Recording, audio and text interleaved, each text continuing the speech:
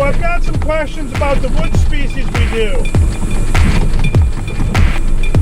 After this load, I got a little bit of a break. I'll go for a walk. I'll see if I can show you a little bit what we got going on in this job. It's got a few different species, so it should work pretty good for us. Let's go for a walk. We'll see if we can just show you just a couple species on this job of wood. Got popple here. Some of it's not too bad. Some of it's rotten. See all that? And then you see up there she's got the big hole in it. Some of it's pretty good logs.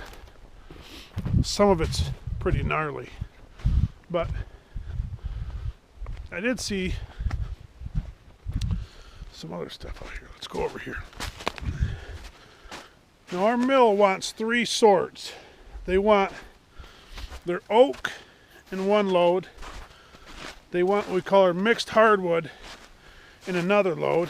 That'll be your maple, your ash, your cherry, your birch, and then they want their aspen in a different load. So your popple you'll put in your aspen, we call it. And then here's a maple bundle. And the maple's not too bad here. There's not that many logs in it. It's kinda gnarly looking. Some of it's not too bad. Scattered throughout. There's a maple swamp. We'll go walk over there later after we get over here, and I'll show you some more what we got over there.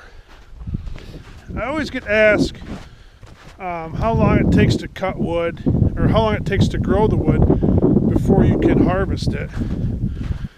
And I always say there's a lot of different variables to that question. But if you look at all this popple right here, all this small popple, see how that all has brown hearts in it?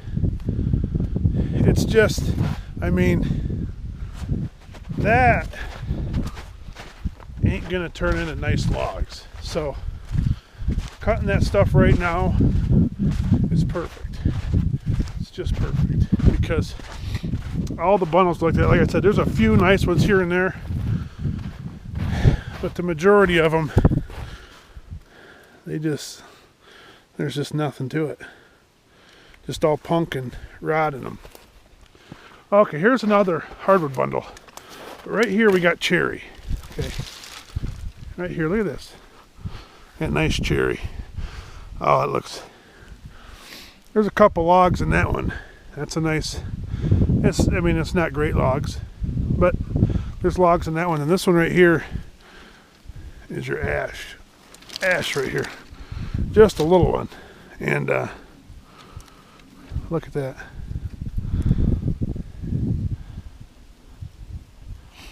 Ash borer wiped it out already. And then right here you got a birch tree. So a little bit of everything. There's a little cherry here. You can tell by that bark. A little different than your maple bark. But that's a little bit of what we got going on here. Just a little bit of everything. It's a nice red oak there. A lot of the trees with leaves on them are oak. There was one, I had a beech come up too. Kind of surprising. But some of them have their leaves on still a little bit. That's all your oak. We're not cutting any oak, no pine. So that's what you got there. Nice little white pine tree here growing. Look at that buncher guy. Left it stand. Just look at him. Scooted all the way around it. See his tracks? Leave these little ones stand. Try to leave everything we can. Look at that little beetle. He's awful cold. Not moving too fast. He must have been underneath some brush here. That's pretty cool. So over there is kind of different species of wood than it's over here. We had that one little ash tree, but you'll find more ash over in here because goes up and drops right off over here. Gets into the swamp. So different ground grows different trees. Okay. So you'll have a lot more maple. Still got, look at that, that's a nice cherry. You don't have a whole lot of nice cherries. There's a good one. Look at that one there. Nice red, man. It's a nice stick. Come right off right here. That's ash. You're gonna have a lot more ash over here. Once it drops off, 90% of those trees you see standing out there are all ash. The other 10% are maple. But you'll have a lot of maple. These are all maple here. And I tried to record a little bit of him cutting that clump. And here's where it ended up. So those are all maple. And over here we got a little bit of different stuff. And here we go.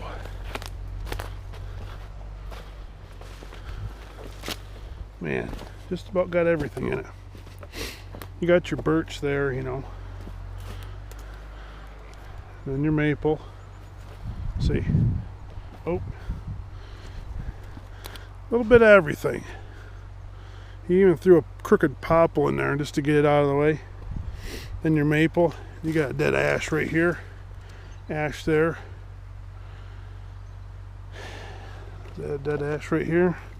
Yep. You can see where the ash borer got into it.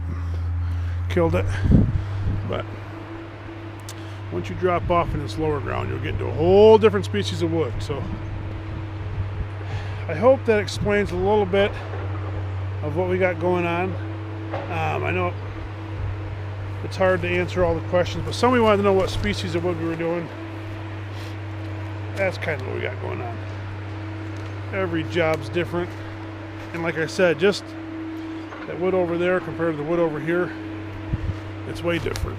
And but there's a swamp runs through here, so he went through, cut the edge of the swamp.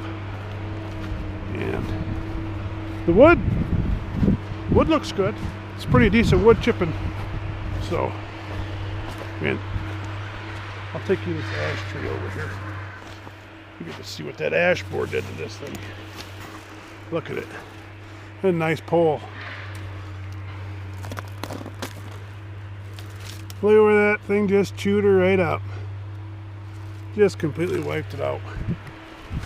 Just completely wiped it out. I'm stuck here. I don't know if I can get out. Wow. It's a mess. Popple. Swamp popple. Weighs up good. Tonnage wise, she weighs up good. So somebody commented you can see where a ski hit the ground here. Zip that baby right off. There's another one right. There's a stump right here. That cherry stump. Somebody commented how the stumps are cut off close to the ground. If you run skidder, you know what he's talking about. The closer those stumps are cut off to the ground, he can't do it to all of them, but the closer those things are cut off to the ground, the nicer ride it is when you're in a skidder, because you get some foot-high stumps, it'll rock your world. So he tries to cut them real low, make it easier for everybody else. But this one,